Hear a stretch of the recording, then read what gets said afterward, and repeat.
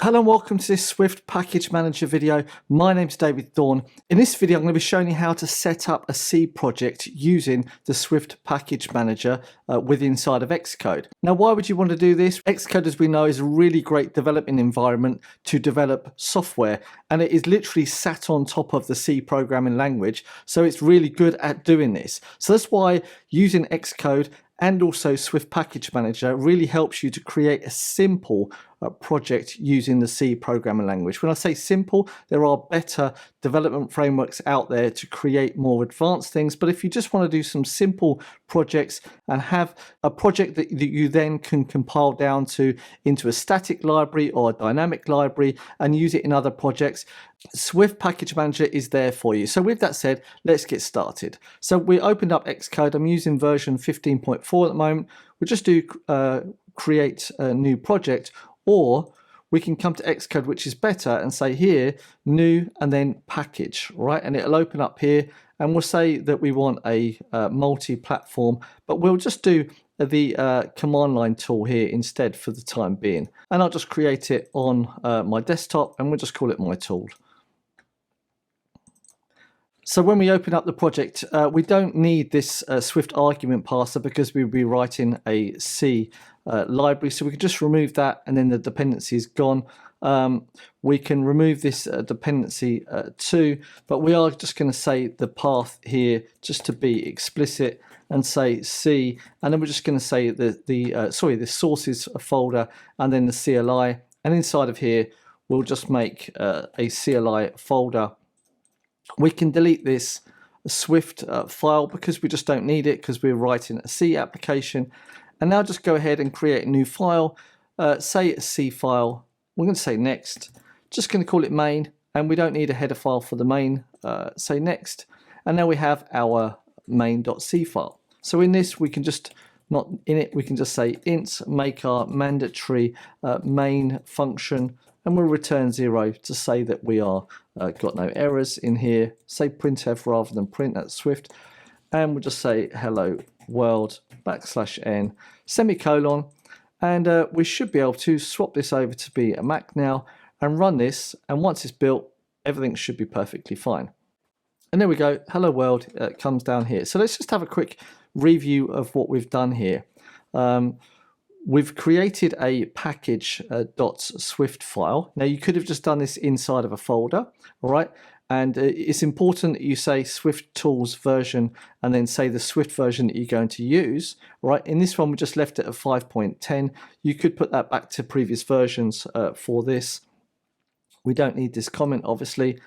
Now it's important that you import the package description, and then you must create this package variable using package here and give it a name, and it needs to have at least one target in here. Now if you want to create an executable target, i.e. something that we can run in the command line, then you create this executable target here, and it will come up with inside of the schema here, all right? And now if we come over to the terminal where this is, so here in the terminal we can see that we've got the package.swift. This .swift PM folder has been created by Xcode for us, and we've got a git ignore that Xcode created for us as well. And then we got our sources folder here as well with our main.c. We don't have to use Xcode to run any of this stuff. We can just use the Swift command line interface here and just say Swift build, and it will go ahead and build our project. And then we can come here and say Swift run, and it will run our project perfectly fine. So it's not really necessary to run the commands through Xcode. You can run it on the terminal as well, which means that if you want to do like continuous deployment, continuous integration and so on, and if you've got a server that can run Swift on it, you don't necessarily need to do that, because you just need to be able to have like GCC on that one system which can compile these files. In this sense, let's just assume that you're on your Mac or your Mac OS operating system, and you want to be able to use Swift to do all of this stuff. So you can use the command line here too. Now, if you want to have a secondary executable target in here, it's perfectly fine. We'll just create a new folder here, and we're just going to call it other CLI, for example. And then we'll just create another main file in here. We don't need the header. And let's just copy and paste this for the sake of it. Place it in here, and hello other world in here instead. And when we come to our package now, we need to say other one here and my other tool here instead. Okay, so now when we look up the top, you can see here we have my tool package. That's the actual package itself. Then we have, let's change this to my CLI, right? And now we've got my CLI package. Then we have my other tool, and then my tool package. All right, let's just clean all this, and we'll come to the derived data folder just to see my tool, and we'll delete that as well. And let's just close down Xcode to see what it does, and we'll just say open package here just to see whether we get any changes there. Okay, yeah, we do. We now just get 3 schemas instead. So we've got my CLI-package, which is the name of the package here, my other tool schema, which is then this one here, and then we get my tool schema, which is this one here. So if we change it over to my other tool, and now we build and run it, we should see down the bottom that we get hello other world. And then when we change this over to my tool, and we build and run this as well, we get hello world. Optionally, we can come over to the command line, and we can say Swift run. Now, if we run Swift run, we're going to have a problem now because it's got 2 executable targets. And when you see it, see I've got my tool and my other tool. So here we have to be explicit about which executable target we want to run. And now you can see we get hello world. And if we now execute it with the my other tool, we now get hello other world here too. So if we now say Swift build here, and we go and say tree, and then we look in the build folder, we'll see loads of rubbish here, right? But let's just go into the build folder instead and have a look. It might be a little bit better. We can see here that we've got this ARM, Apple, Mac OS in the debug, right? And let's just go into this, and just to show you what's in here, we've got then the debug here even further. And now we have, here is our executable here, my other tool, and then my tool here. All right, these are just other files that was used to build this. All right, but this is where your executable during the debug is located.